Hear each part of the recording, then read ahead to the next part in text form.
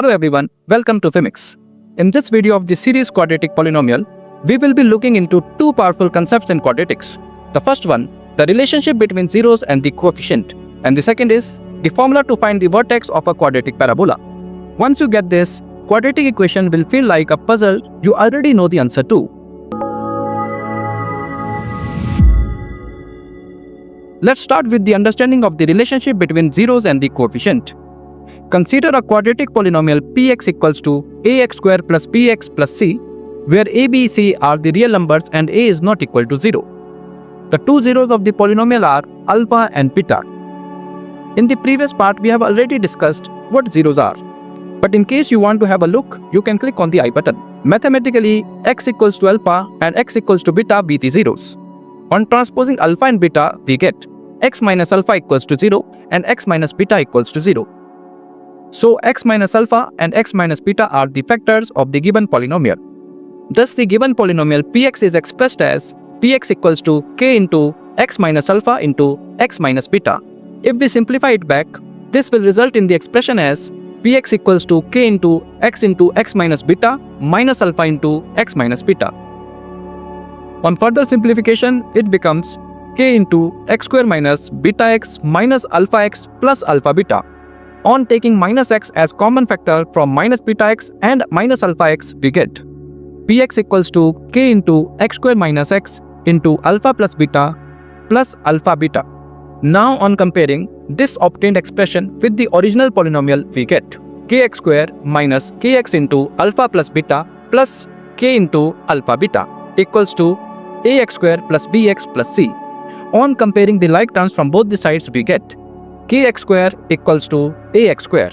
By the cancellation law, x squares cancel out x square and we are left with k equals to a. Similarly, minus kx into alpha plus beta equals to px.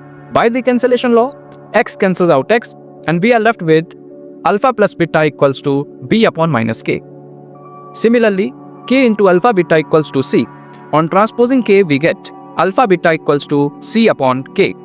As k equals to a, so the above equation becomes alpha plus beta equals to b upon minus a and alpha into beta becomes c upon a. In short, the sum of the zeros is minus the coefficient of x divided by the coefficient of x square, and the product of the zeros is the constant term divided by the coefficient of x square.